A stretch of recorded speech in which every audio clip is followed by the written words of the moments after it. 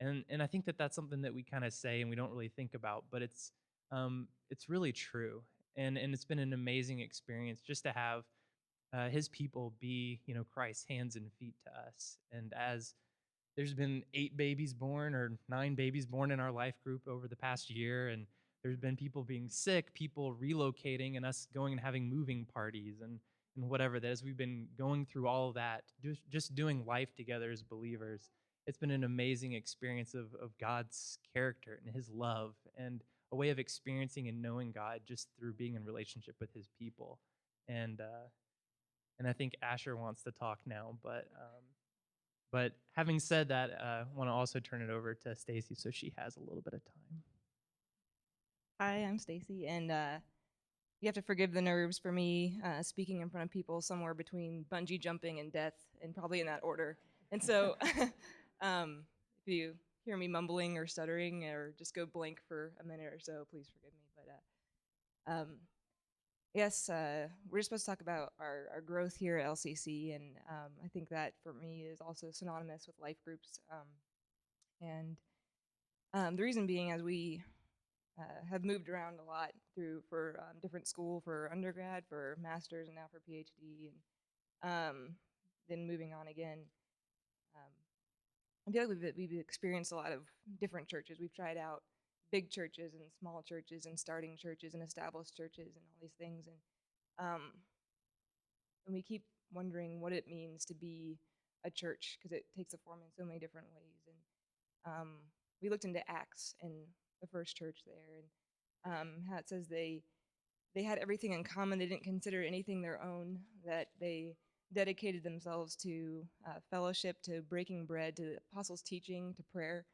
And we're like, well, when we come to church here, it's like we sing together, we stand next to each other, we greet each other, which is all very good, and we hear a great message, and this is all very good stuff.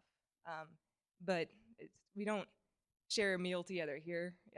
We don't dedicate ourselves to prayer. We don't go to every single person in this room and share the extremely hard parts about our life, or the extremely amazing things. And so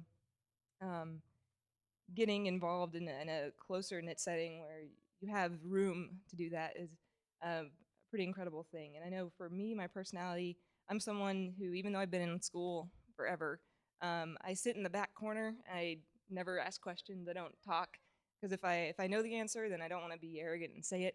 And if I don't know the answer, then I'll look stupid, right? So it's like, why speak up at all? And I feel like that's kind of a picture of how I tend to do things in every area of my life. And so, even saying, okay, well, I want to be a part of a life group, I want to learn. It's like I can go to church, I can sit in the back corner and listen. I can go to a life group, I can sit on the couch and just let everybody else talk. And so I feel like you reach a point, though, when you're in a group of 10 people, that either you become that really awkward person that keeps showing up and nobody knows your name, or you gotta step out at some point, right?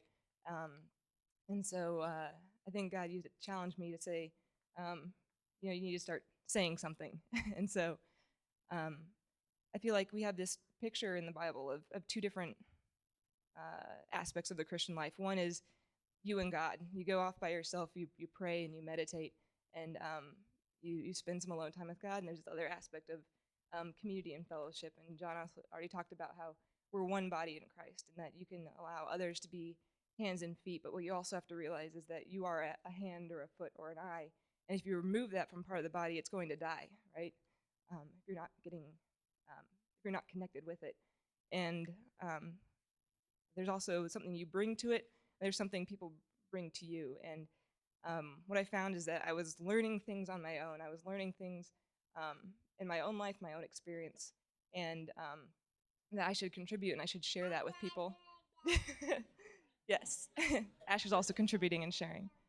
And that when I spoke up, I was met with something amazing, and that is acceptance, that was encouragement, it was correction for when I was wrong, and it was excitement when I was doing something right. And I think that's a beautiful picture of what the body is supposed to be, as far as how we encourage one another and exhort one another, and correct and train and teach. And so, yes.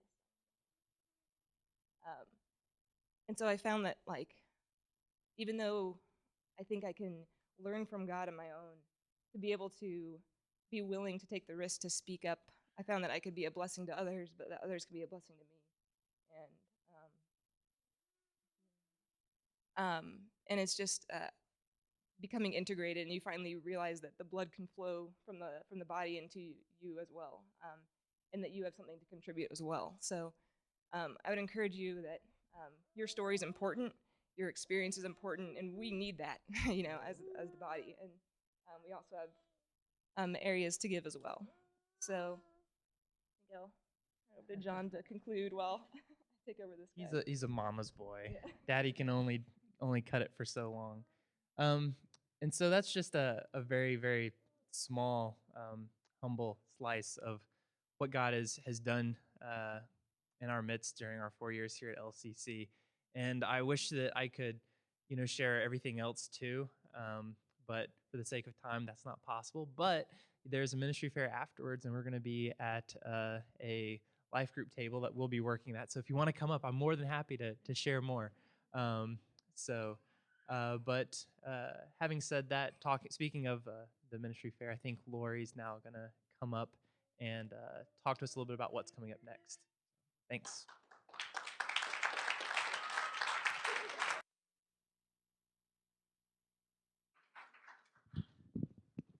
Thank you, guys. It was great.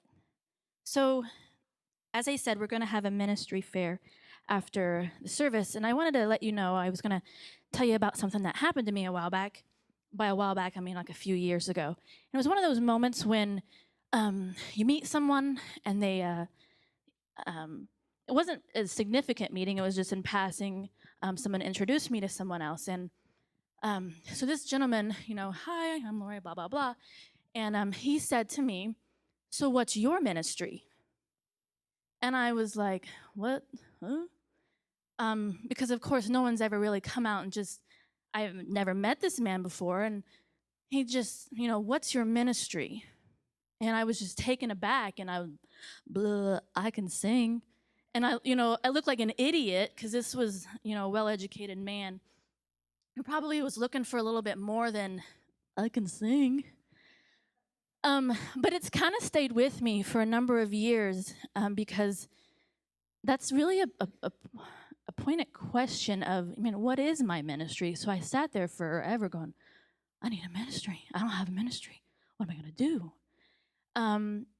So it kind of took me on a journey to decide and to discover that I did need a ministry, that we all kind of are called to share the message of Jesus, and that we should have a ministry.